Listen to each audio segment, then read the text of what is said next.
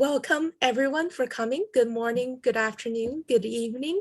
We're very happy to have you today. This is the International Graduate Student Q&A, where current students are here to answer questions from our fall 2021 incoming students. My name is Yufei. I am the International Graduate Student Coordinator at McMaster's School of Graduate Studies. Before we get started, I would like to ask the panelists to introduce themselves. I will go in the order of how they appear on my screen, and we'll get started. Let's start with Jiayu. Okay, so hello everyone. My name is Jiayu, and you can just call me Dennis. It's my English name, and I'm currently studying in physics and astronomy department. And my research topic is polymer, just in case you're interested. And I come from China, so I can speak English and Mandarin. I have a lot of hobbies. I think after research and class, I do soccer, swimming and skiing, and I love traveling. I do all kinds of sports. Yeah, so that's basically for me. Thank you, Dennis. Lakani. Hi everyone, I'm Lekhani. I'm almost finishing my master's out here. I'm a software engineering / computing and software student. So if you're already coming for those, I'm probably the best person to contact right now. I'm into hiking and trekking as well, and I've visited quite a few out here in Hamilton and a lot of waterfalls. So I also play the piano, if that's something you're into. Apart from that, yeah, I'm almost finishing my degree. So in around 4 or 5 months, you probably might not see me here anymore. But yeah, welcome to Hamilton if you're coming out here, I guess. Congratulations, Lakani. Garima. So hi, I'm Garima. I am an international student from India, so I can speak a lot of Indian languages. So I can understand and speak Marathi, Gujarati, Bengali, and Hindi. So you know where to come if you need help in your mother tongues, if you're from India or elsewhere. I can fluently speak in Bengali. I think the both versions of Bengali, the Bengali from Bangladesh, because my ancestors were from Bangladesh, but I am an Indian from India. I'm a Bengali from India. And I'm doing my PhD right now. I'm a PhD candidate. So I defended my proposal a few months back, and I'm working on women and political dynasties in India and also in South Asia. So I'm here in Hamilton for the last 3 years now. So I came in 2018 fall when everything was normal. So and then I saw things get little not so normal. So and I've changed 3 homes here. So you know where to come from. You know why to come to me. So yeah, and what else? I've traveled. I've traveled widely in Canada. I've already seen all the main cities of Canada. So be it Vancouver, be it Toronto, be it Montreal. I'm again going to Montreal very soon. So for travel advice, I've also gone to India from here at least twice in my 3 years tenure in McMaster. So I'll be happy to help any one of y'all if you all need to. But as of now, anything else you would like to know? That is great. Thank you, Garima. That's some very extensive experiences. Ahmed? Hi everyone, welcome to Hamilton. My name is Ahmed. I am a third-year PhD student. I study in the civil engineering department. My research topic is about bridge management. I'm from Egypt. Typically, I'm an indoor type of person, but I do also enjoy walking, reading novels, especially sci-fi ones. So if you have a good book to read, feel free to tell me. Thank you, Ahmed. Sarojini? Hi, my name is Sarojini. I'm from India. I'm third year PhD student, so into electrical and computer engineering. And so I'm working on tracking and so happy to meet you all. So if you have any questions, please, thank you. Thank you, Sarojini. And Nikita? Hi, my name is Nikita. I'm originally from Bombay, India, and like Garima, I know a couple of Indian languages. I think a lot of students from India are fluent in many languages. So I've been here for 2 years now. I'm doing my PhD. I just passed my comprehensive few months back. And I'd be happy to help anybody, who would like to look out for apartments for rent or to know where to get good and cheap food to eat. So yeah, happy to help anytime. Thank you, Nikita. Anthony. Hi, good morning, everyone. So my name is Anthony, and I'm a third-year PhD student from the Department of Chemical Engineering. I'm originally from Ghana. With respect to hobbies, I play a lot of FIFA, but not so much these days because I'm quite busy. I like to drive, so I jump at the opportunity to go on long trips. If you need any help, you can reach me. Thank you, Anthony. And last but definitely not least, Owen. Hi, everyone. My name is Oyin Adekunle. I'm a PhD student in legal history. I'm Nigerian, and I've been in Hamilton less than a year. I came in the middle of the pandemic, so I have a bit of experience in relocating in the middle of the pandemic. I love to travel, and I love to watch medical and legal TV shows. Thank you, Elaine. And thank you everyone for introducing yourselves. As you can see, we have a very wide range of experiences here. And the questions are already coming in, so we'll just get started. The first question is, when does it make sense to start looking for housing for fall intake 2021? If it is only advisable to physically see the property and only sign a lease, and what is the point of searching for housing early, since the properties you will research can most likely be gone if you arrive late? I would say any general advice about looking for housing, searching for housing will be welcome. Garima.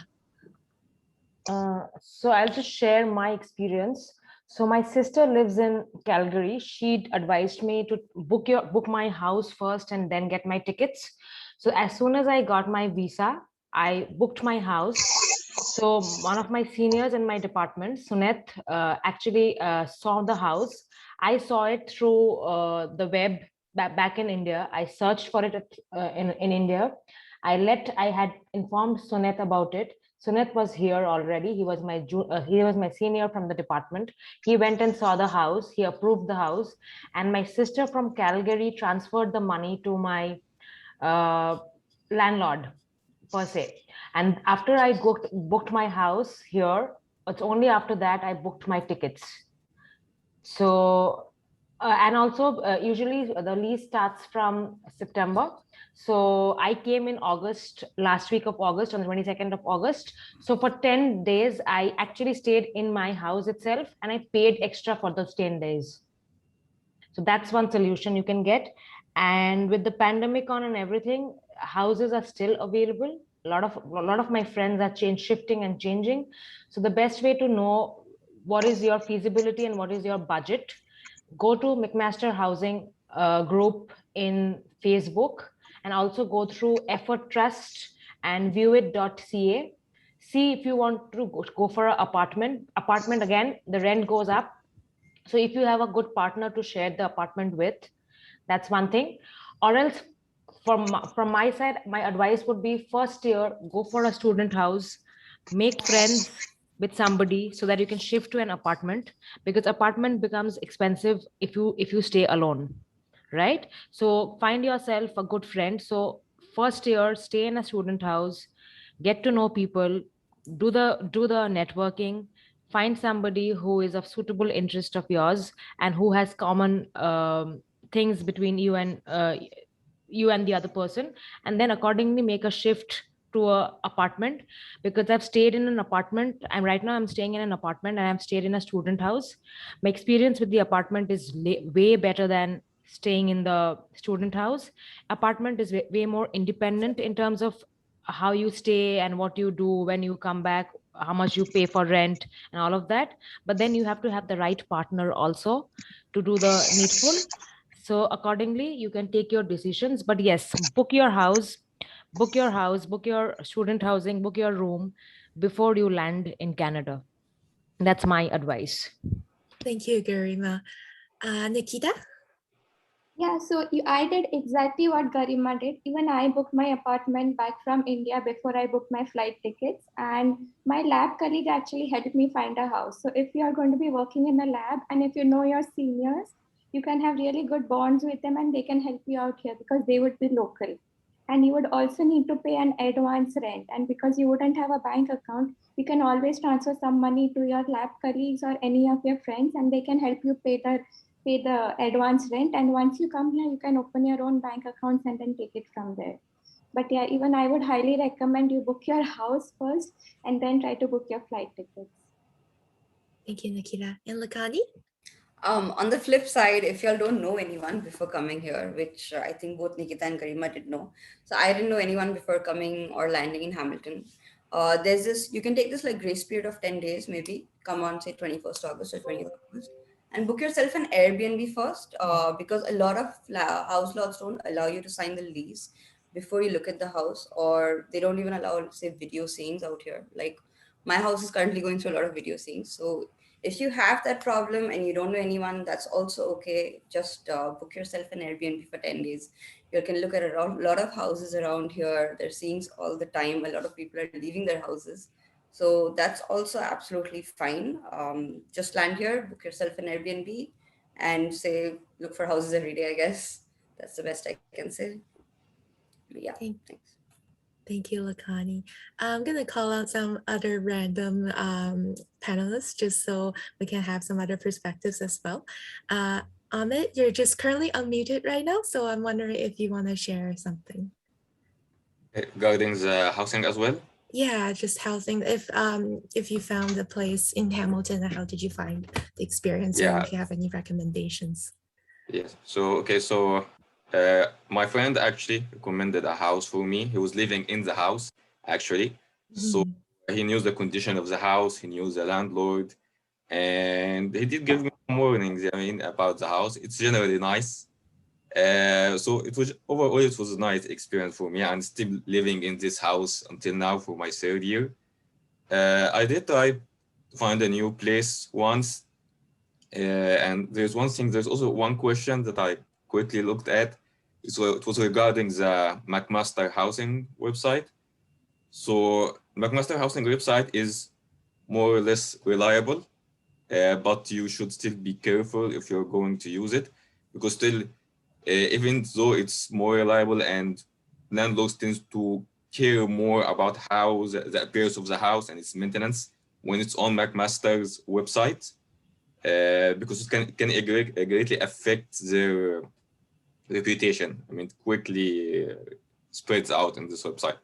But still, you have to go and look by yourself to check if the house is correct for you. I mean, from my experience, I once tried with a friend of mine to go and see a house through the website. We were looking for certain conditions, maybe 3 or 2 rooms in the floor, not too crowded. But when we came, the photos was great. The house was absolutely perfect. It sounded great, sounded nice, and maintained well. But when we went there, we discovered that in the floor we have 5 or 6 rooms just in each floor. And it was a house, which was a little bit too crowded, and the kitchen was too small. So I guess my point is you have to look into the house. Sometimes looking at the photos in itself is not optimum.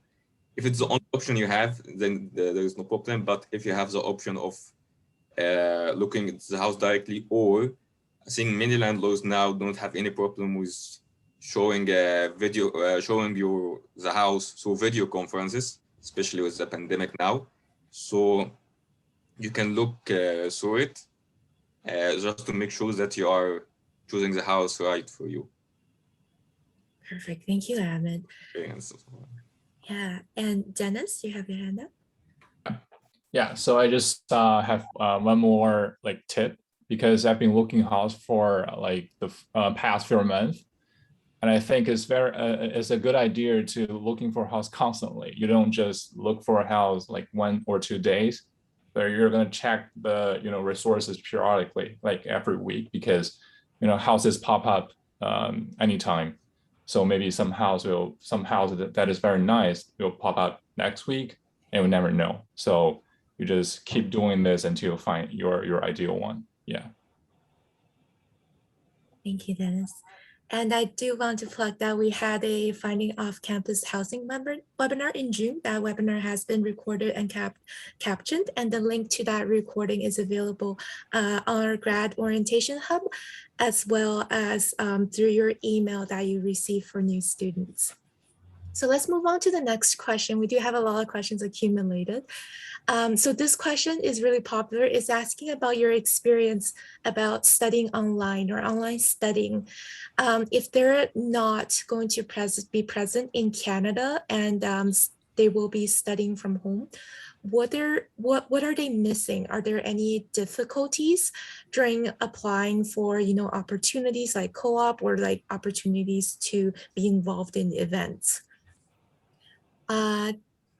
Lakani. Yes. So I actually did a few courses over right when the pandemic started. One thing that's probably going to hit you the most is the time difference.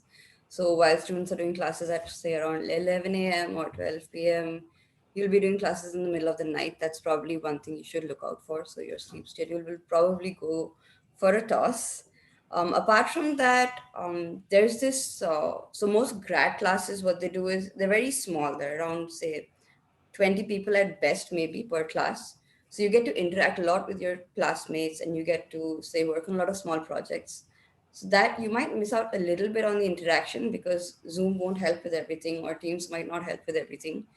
If you're a TA, you're definitely going to go for a slight shock where you probably might see students not interacting with you at all. As far as the co-op is concerned, since I do have a few friends who were outside the country when they did apply for the co-op, you can apply for the co-op as long as you have your work permit. As long as you have a legal permit, you can apply for the co-op. But there's this thing which a lot of international or a lot of like local people do is they directly call you for the job. So you might lose out on a lot of opportunities because you won't be able to reply to those calls or you won't be able to put in a legit phone number. So I'd say your options get a lot restricted, but that doesn't mean you can't search for a co-op. Maybe like a lot of the bigger brands, they might still be open, but yeah, that's it. Thank you, Lakani. And Owen, I know this is your experience because you arrived in the middle of pandemic. How do you feel? So I haven't really experienced the in-person classes because my classes back in Nigeria and here in Canada have been virtual. And the difference is really clear. The first thing is internet connection. Now, in Nigeria, or I think for most international students, you experience poor internet connection. So you have cases where you get kicked out of the class because your internet is really bad, or just really bad internet connection. And back in Nigeria, internet is really expensive. So you're paying so much for something that is really not reliable. So I would like to just prepare like those that are still working from or studying, that will be studying from back home, that they just need to be patient because it could be very frustrating because you feel like you're missing out on a lot of things. Another thing is time difference. So I had cases where my class could be like 2 a.m. because of time difference. Even when your course instructor will try to be flexible and see how to like make sure you really don't have your classes, but not everyone can be so lucky. Another issue is registration. So I know that for Canada, because I'm also a TA, but I couldn't access that back in Nigeria because you need your SIN, you need your bank account, you need your phone number, and just to be registered as an international student. And you can't do that outside Canada due to the restrictions and due to like the structure. So I'll say that your options are really restricted And it's better to be in Canada, even if you're studying virtually, than outside Canada, because just so many factors that work against you. Thank you, Lauren. And this is really your hard and truth personal experience. Garima? Yeah, so in terms of my experiences with online, so one of the most important thing of my PhD career, my proposal defense, which is because I'm from social science, I'm going to get my degree in political science with a specialization in comparative public policy. So in social science, proposal defense is a big thing. So I did the entire year sitting at home. So my supervisor was extremely cordial, extremely, what should I say, understanding, extremely accommodating in nature. And each time I had a problem preparing for it, I had her on the web. So Zoom and Microsoft Teams were bang on. And about internet issues, Canada, just to let everybody know, even Canada has huge internet issues.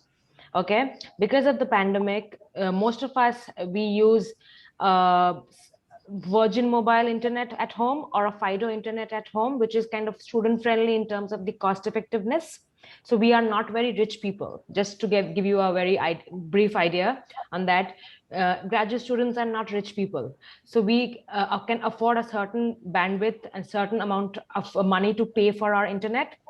So sometimes our internet also goes off, but that's not a problem.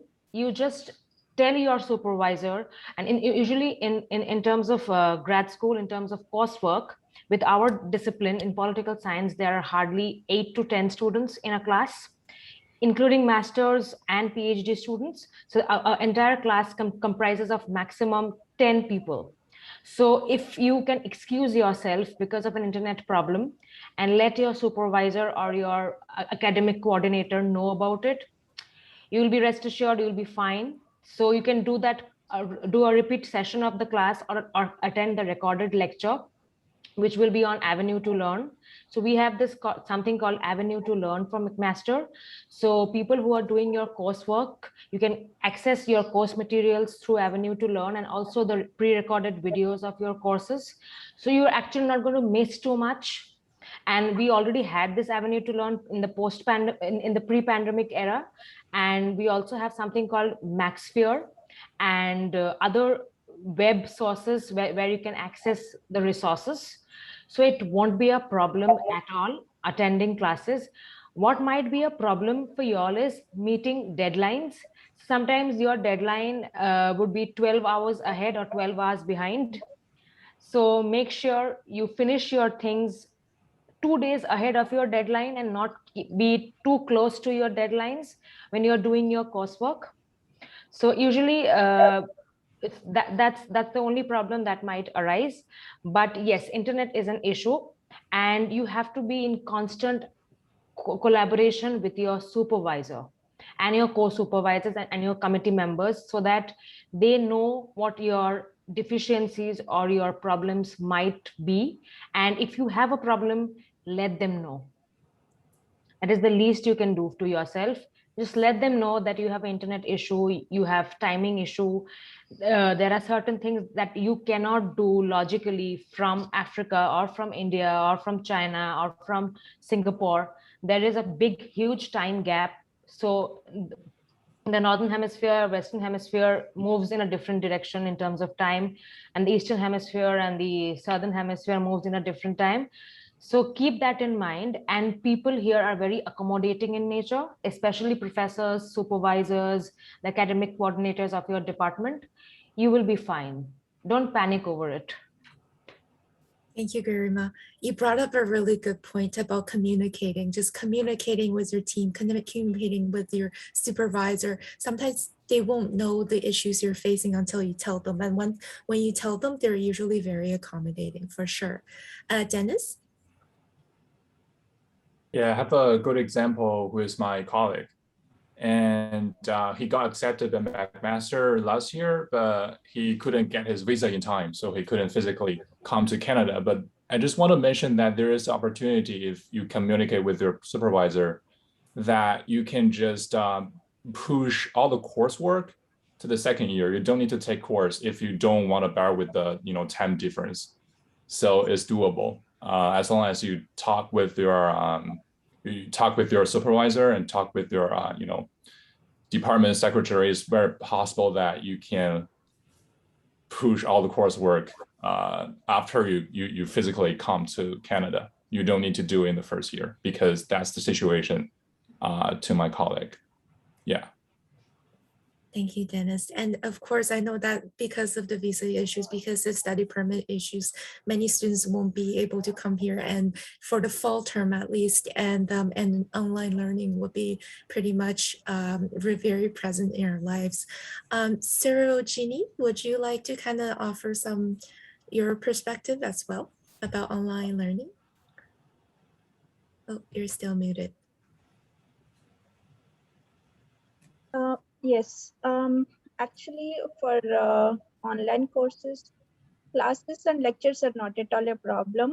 But for engineering, like for doing labs online, so that usually will be tough as an engineering student. So that's what we faced during the last year. I'm a TA for a course, and we have a lab work, which is usually difficult because you have to use the online platforms. But coding part will be okay. But if you are into electrical things, you are just doing on a board things. So make more friends and don't get anxious about things. But everything is doable, and professors can understand it. Even if you miss deadline, you can just say, okay, sorry, I missed it, like that. So so that's all I can say about it. So online lectures won't be a problem. So, but for labs and the other things, they are a little bit tricky doing online. So, but it's possible. So we are all did it last year. So yeah, it won't be a problem at all, even if you're doing online engineering. Thank you, Sarojini. And Anthony, I know that you've been at McMaster even longer than I have. So you probably can do kind of a good comparison between, online and being present in Canada. So the question about, what's missing, or is there anything missing? Well, I think there are definitely things that are missing. So as we mentioned, there were a few issues just having to do online school in your home country versus coming to Canada for one, the time difference, to having to set up things like your bank account or things like that. Because if you're a TA, you need to have all of that sorted out. And I think one other resource that wasn't mentioned in terms of what you could take advantage of whilst doing online school is your TAs. Like you want to get in touch with your TAs if you can, because they will be really helpful. At least for anytime I TA, I always have office hours, but then I do make concessions for students who are able to be during those office hours. So that is definitely there for you to take advantage of. And then also there's Microsoft Teams. So at least I know for engineering, we tend to have our classes through Teams. And what that offers is that you can join the course groups, so you get to talk to your mates.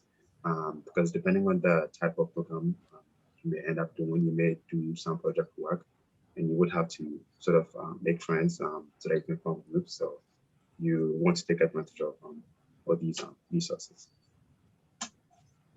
Thank you, Anthony. And our next question is about kind of living in Canada. Does anyone have a recommendations for, getting winter clothes, or where did you get your winter coat, or recommendations just about, dressing for the winter? Garima?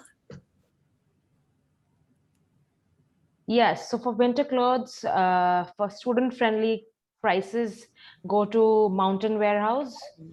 That is the best place you can go. And when you arrive, if you know your sizes, like for me, I know my sizes, so I ordered online and I got a very hefty discount. I always look for discounts because I am a graduate student. I will not pay too much for getting a jacket. I will not do that. And I also want new clothes. I cannot recycle clothes because I feel that's not very good. So a lot of people go to thrift stores, but I would not advise you all to go to thrift stores sometimes, because we have this issue of bed bugs in Canada. So it's a snowy country. The winters are really bad here. So don't go to Valu Village or thrift stores to get your clothes. Mountain Warehouse is a very good option. It's very affordable. And immediately when you come to Canada, just don't go and shop too much. Wait till the winter sets in, you'll get the good discounts, and keep looking for discounts. And also right now, since malls have opened after the pandemic, everything is on sale. Everything is on sale. You can buy everything under the sun on sale, which is really good for people who are coming now. And I presume that this sale will be on till next year, because they have to do stock clearance of their last year's items. So be rest assured, don't carry too much clothes from India. Carry, or from wherever you are coming from, carry the essentials that you need here immediately for the first 2 weeks. Buy your clothes here, because clothes are way cheaper here compared to other parts of the world. That was because I've traveled widely across the globe. Clothes are really cheap here.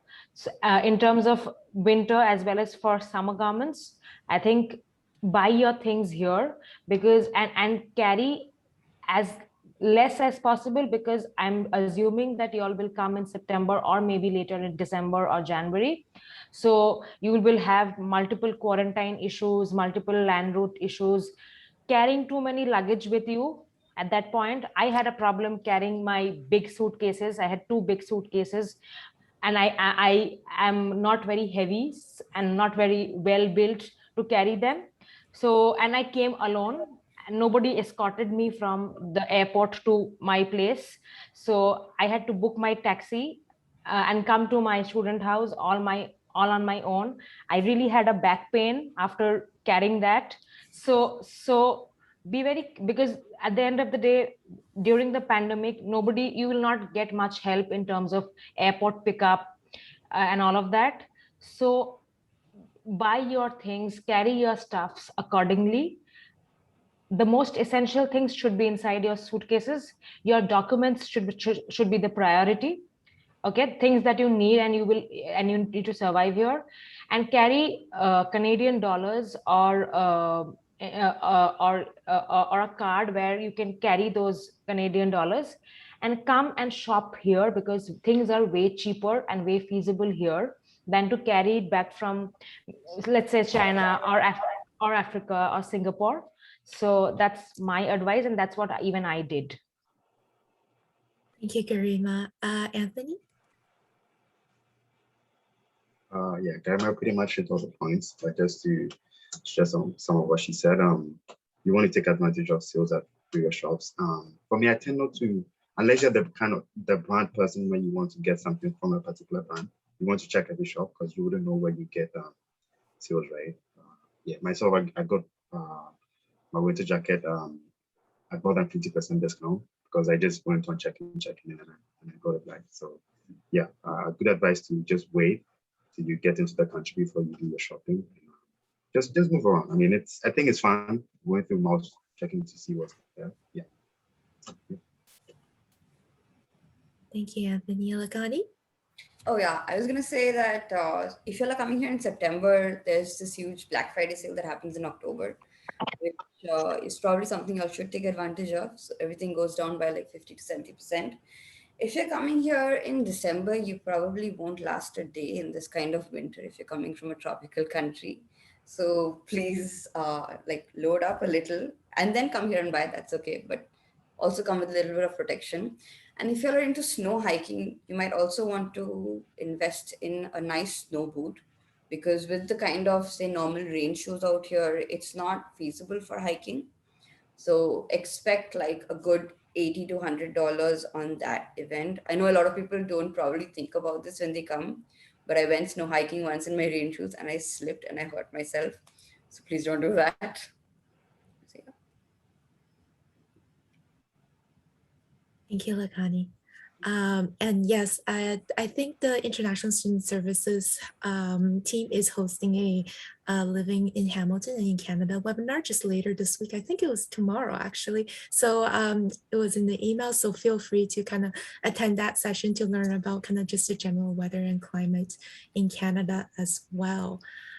Let's move on to some other questions. So there are two questions about kind of traveling kind of within the area. One of them is about kind of travel from Toronto Pearson Airport to Hamilton, if you have any recommendations.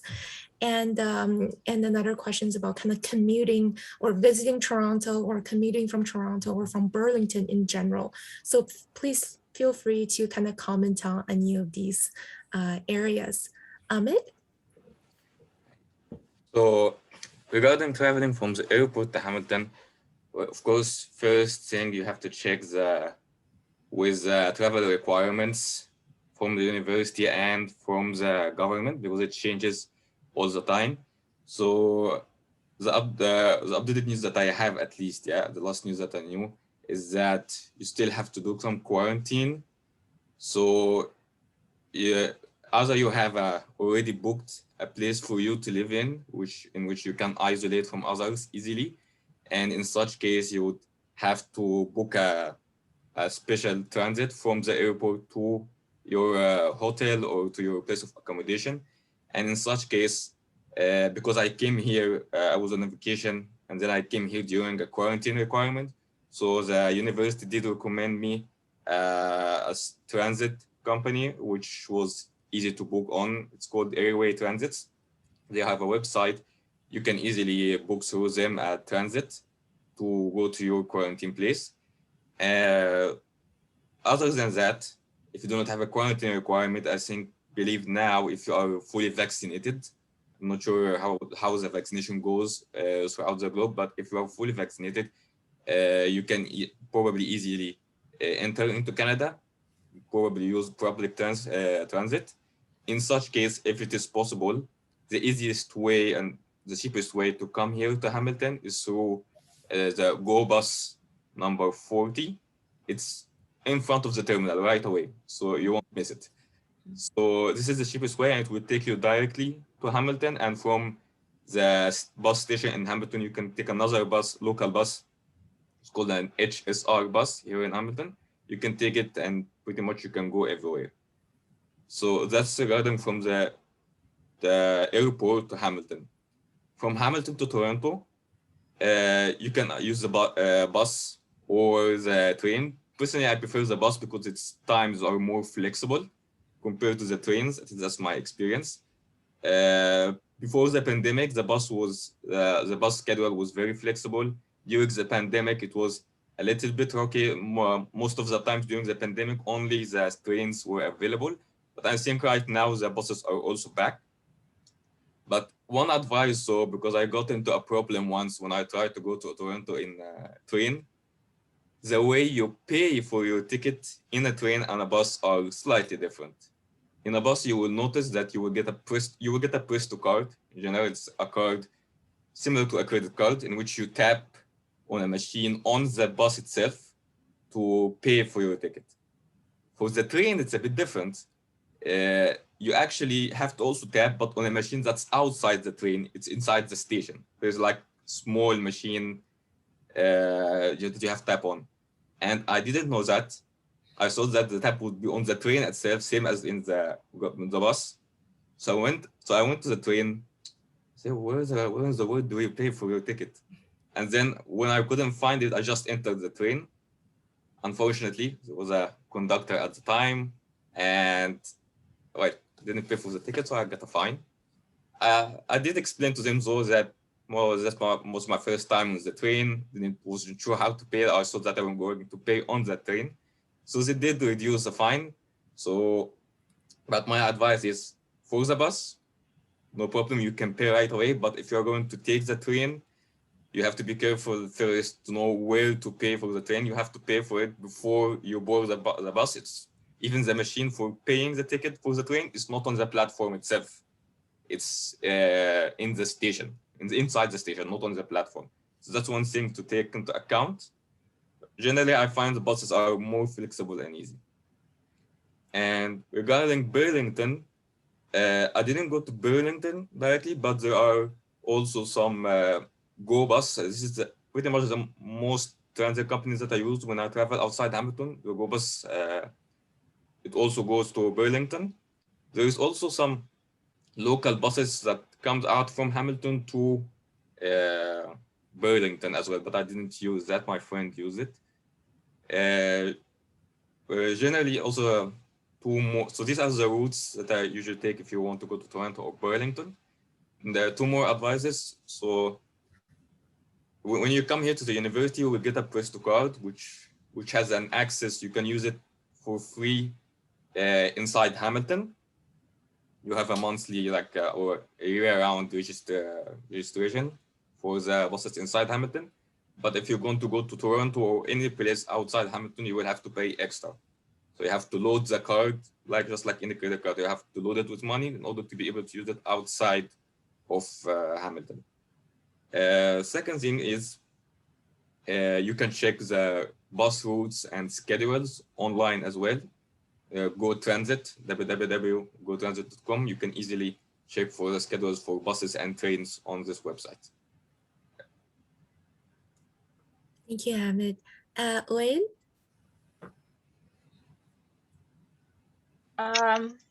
Yeah, so I'm going to answer the question based on the notion that the person traveling doesn't have a Presto card, doesn't have Canadian dollars, and you're coming into Canada from the airports without any other thing apart from your home country's credit card or money.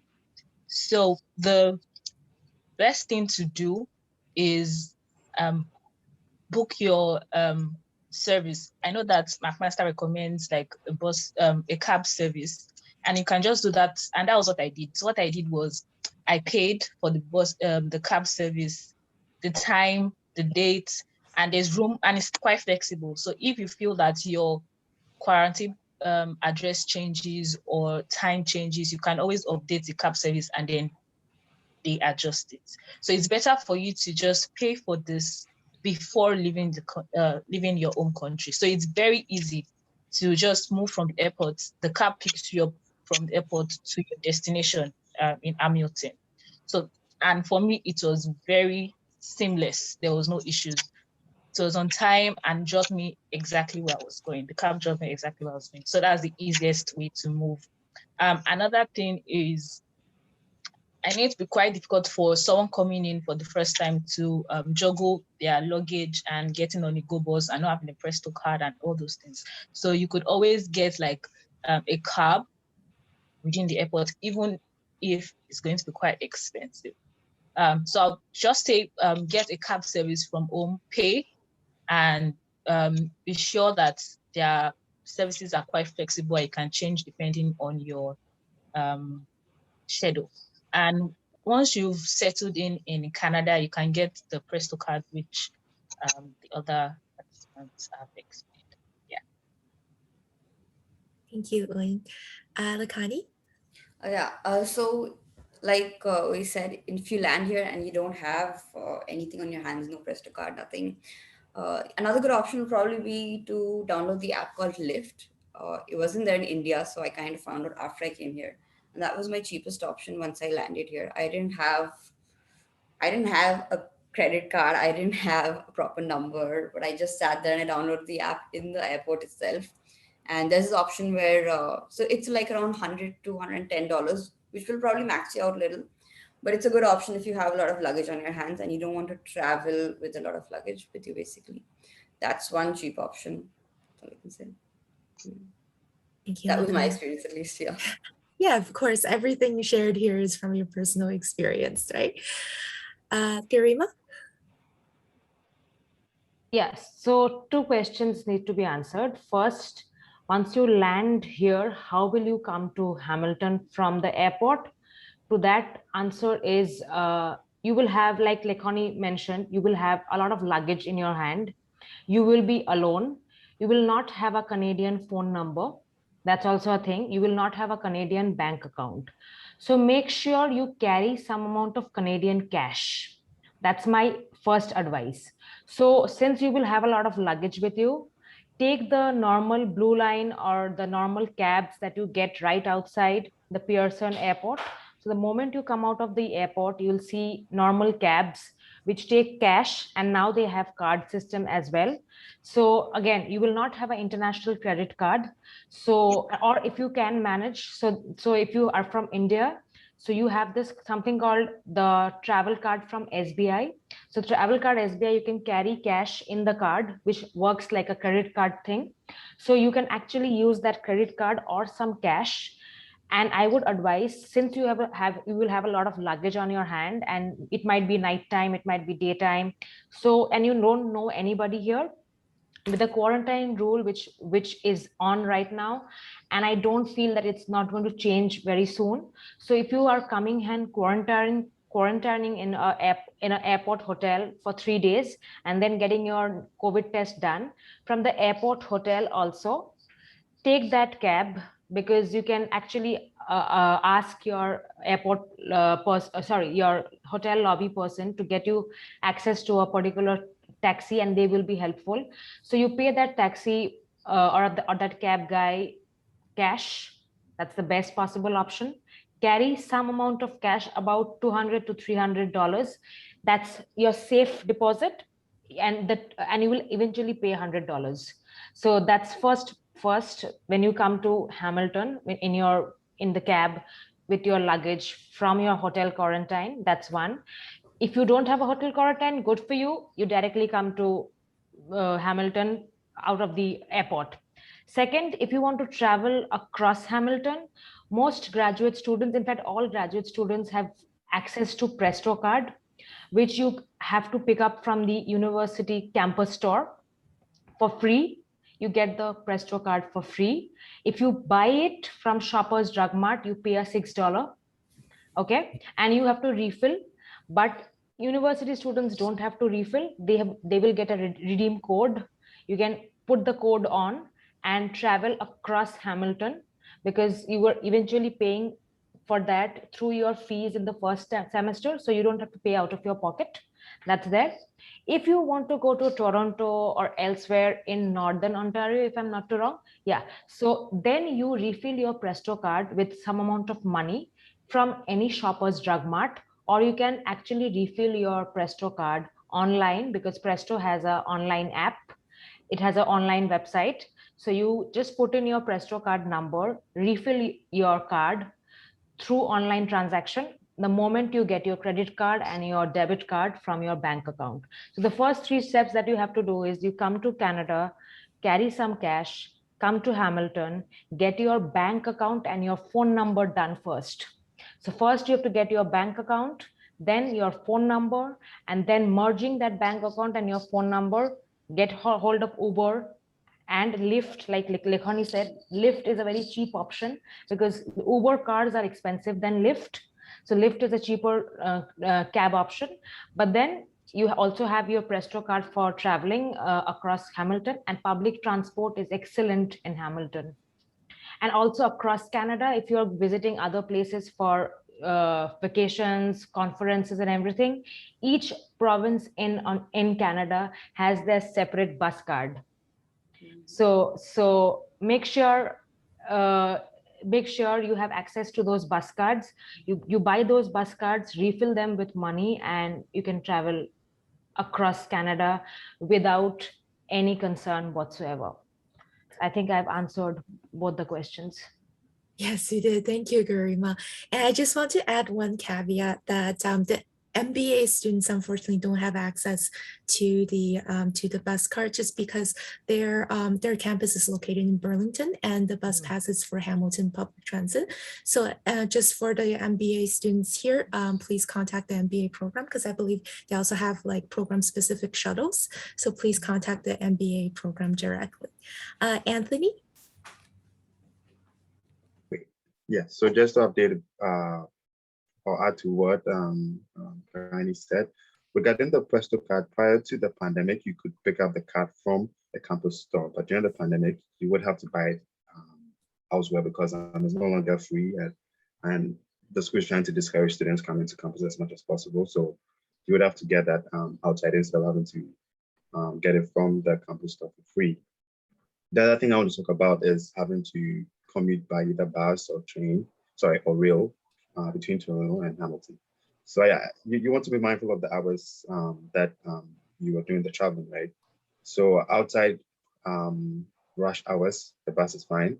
But during rush hours, you want to go with the rail. Because irrespective of those times, the rail takes the same amount of time, so slightly more than an hour.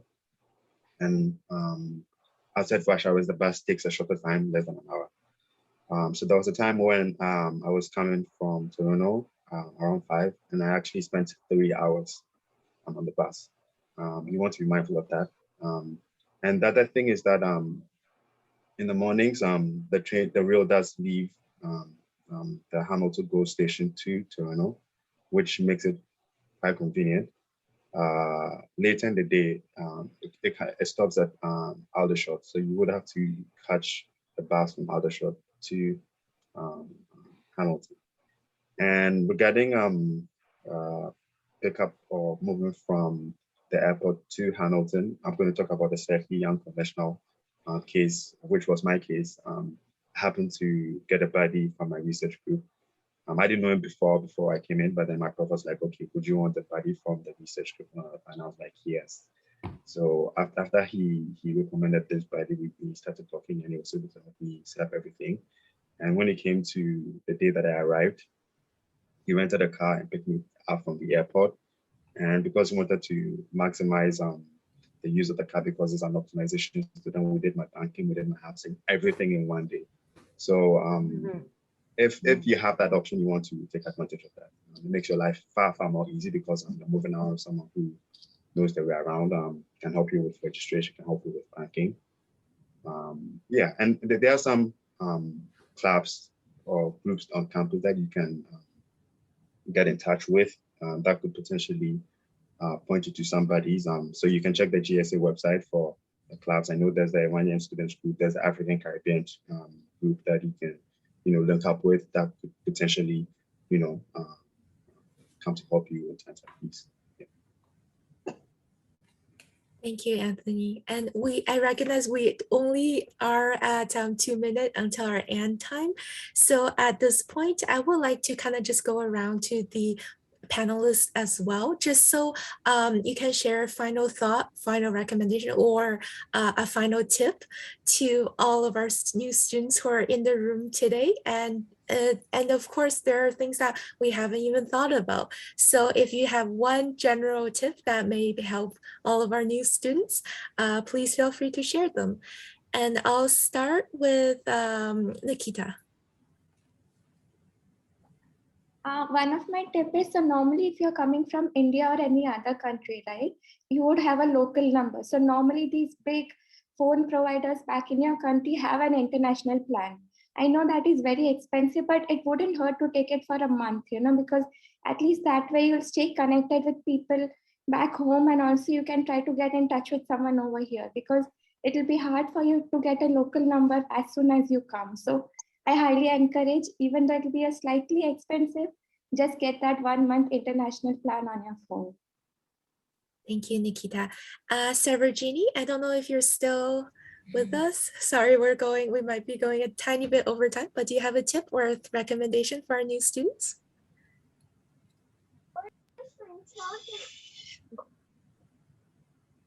Sorry about that. So, yeah, what I say is, so there will be some challenges and you have to adjust new things, but one word I can say, just be strong and come with a positive attitude. So we all went through the struggles, but it won't last long time, whatever the struggles we go through.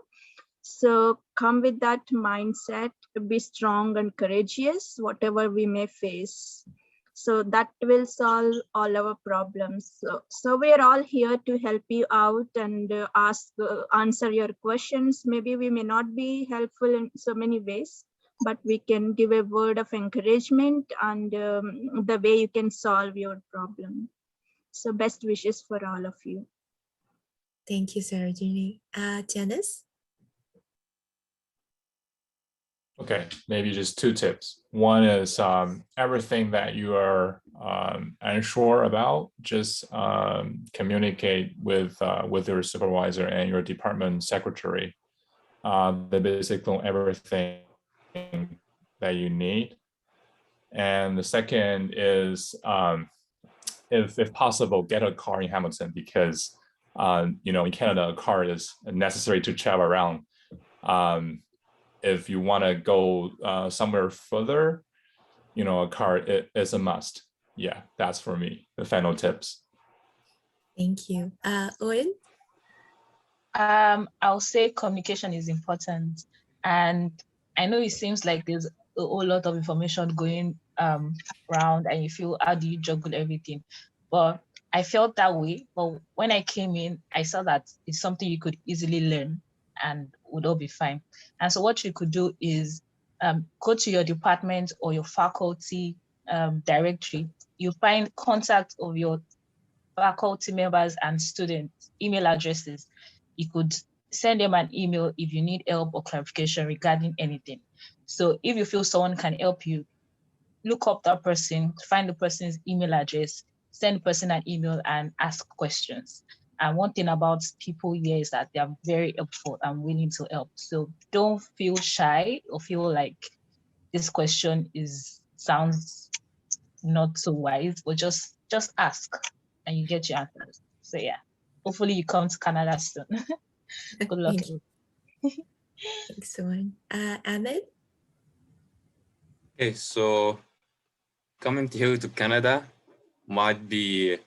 there might be a little bit of a culture shock for some of you, because things here might be different culturally compared to your home country. But people here are nice. I mean, they're very nice. They are very well aware that there are a lot of international students who are experiencing things for the first time. So feel free to ask people, not just us, ask us and the university staff, or even ordinary people, whether you're going shopping or anywhere else. Just ask people. Most of them are really nice and they are willing to help. Thank you, Ahmed. Lakani?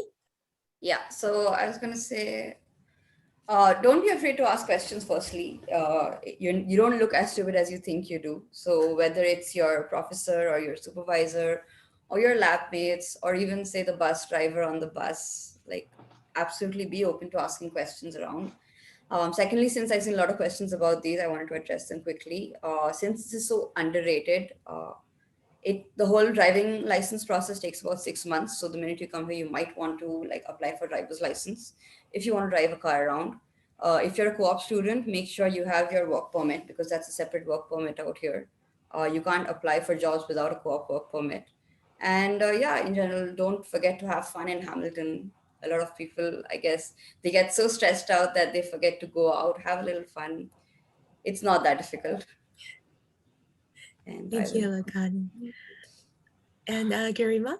Yeah, I kind of know myself and Lekhani are friends. So I kind of know both Lekhani. So Lekhani got her license way into her second year and she drives really well.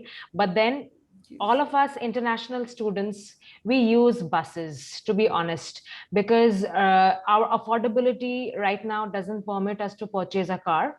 And I will never advise the international students to get hold of a car as soon as they come. First, because you will take some time to get your license. Second, it's not cost effective for you. So if you have stayed, which I'm assuming Jeyu has stayed in Canada for maybe a longer time than maybe we have. So he has gone for a car and maybe he doesn't access the bus so much. We travel across Hamilton and also beyond Hamilton in a bus, and it's okay. Canadians here are very warm and they travel in buses too, and the public transport here is awesome. I would like to say that. So don't burn a hole inside your pocket if you can't drive, and if car is not essential right now, because for industrial students, I can understand you have to go to the factory, work and do your lab in a different location. If you have to, it's okay to get a car, but you can also get car rentals. You can rent a car here if you want to. So Lekhani, myself, we do trips across Canada. So Lekhani drives and we rent a car.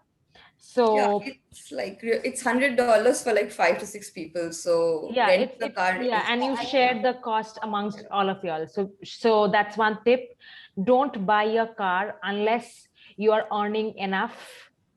So that's one. And use the bus as much as you want to. And don't be scared. At the end of the day, you are coming alone. You are your best friend here, and you have to accommodate yourself here. We will be there to help you, advise you, guide you, because nothing like that. It's just that we were lucky enough to come before you in pre-pandemic times. Post-pandemic, things are a little difficult, but then Canada is a very accommodating country, unlike a lot of other countries for foreign students. So you will get a lot of help from people here. So if you stand in a bus stand and ask the bus driver how will you reach a particular point, the bus driver will help you. So don't worry about that at all. Make sure you set your finances right when you come here, because a lot of I've noticed one thing: a lot of people overspend in their first month and lose track of their money. So financial management is a very big thing. So make sure you have enough money for your first month survival, because you will get your salary at the end of the first month. So if you're a PhD student or a master's student who is on a TA ship or on an RA ship, make sure you get your first month money along with you, because you will have to do your groceries, you will have to pay your phone bills, you will have to do a lot of other things, you have to buy your winter clothes. So make sure in your currency and equivalency of Canadian dollars, you have enough money for a month's survival. Make sure that happens. Okay, you don't want to run out of your finances at the first month. And don't never overspend on non-essential things. A lot of people do it here.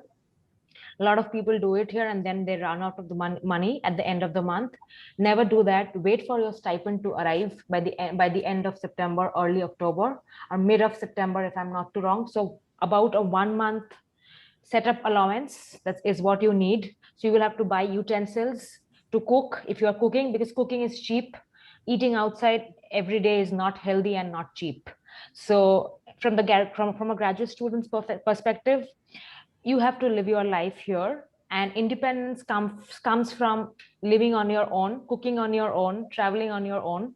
So that's why you come abroad to study. That's one big experience. So that's my own advice to you. Don't overspend on anything which is non-essential.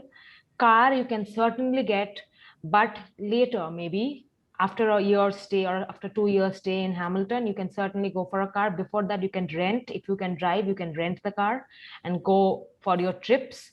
But the public transport here is just supremely good. It's better than any country in the world. So yeah, I think Sorry, I have to clean myself for a little bit. Yeah. I actually don't have a car right now, although I've been living in Hamilton for 3 years. But I kind of regret I didn't get the driver license earlier, because when I go to Costco, I have a separate package of things and carry back home. So in that case, it's very necessary to have a car. Yeah. And maybe because I come from Beijing, the subway is very developed. So I go everywhere by subway. So I'm kind of like the bus here is kind of, you need to wait for half an hour to get a bus. So yeah, so I mean, if the money permit you to get a car, it's a good idea to get a car. But if you run out of money, then so for that, you can take help from a friend or a senior or your supervisor if he or she is willing to drive you to Costco. So I take help from my friend when I go to Costco, who has a car and who has a job. Yeah, I don't have a full-time job. I am a TA. So yeah, you can seek help here. You have to communicate, build your network of army. So I have an entire network of army. Lekhani is one of my friend. So she can drive. If I ever need to drive somewhere, I just call Lekhani. So that's how you build your network, an army of friends who will help you see through your grad years. Yeah. So basically, if it's just a 2-year program, you don't even need to have a car. But if you're going to be living in Hamilton for 5 years for a PhD, it is better to get a car earlier, maybe. Yeah, because it's a skill, right? Or have a friend who has a car. That's cheaper idea. That's the best Alternative. idea. Have a Yeah. friend who can do everything. Yeah. Yeah, and regarding cars, I totally agree. It really depends on your personal situation, as in how long you're going to stay. Your budget is very, very important. Sometimes where you live, if you live right next to Costco, maybe don't get a car, but if you don't live right next to it, then that as well. And also the public transportation, it really depends on where you're joining us from, because to some students, Hamilton's got amazing public transportation, and to others, maybe not so much compared to their home country. So these questions are really very situation dependent, and I think everyone gave a really good perspective into like what their needs are and what they think will benefits their lifestyle the most. And I think this is why we have all of you here, right?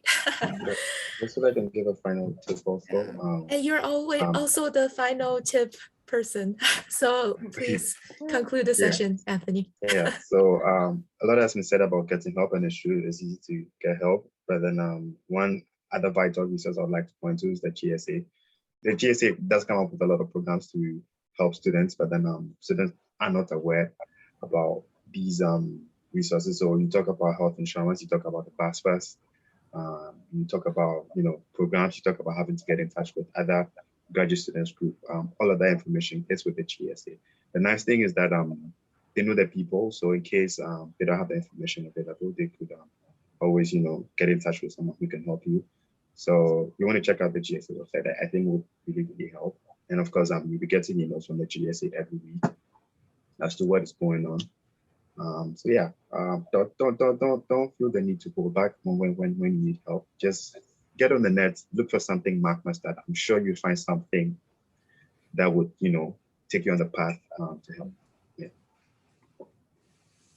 Okay, and that concludes our session. Thank you everyone for joining us, and thank you to our panelists for staying with us until almost 15 minutes over time. So thank you so much again. I think we learned a lot from just everyone's experiences. Reach out, develop some connections, make some friends, especially a friend with a car, and and just people are friendly, and you never know until you reach out. So thank you everyone for joining us, and I hope everyone will have a great rest of your day and rest of your week.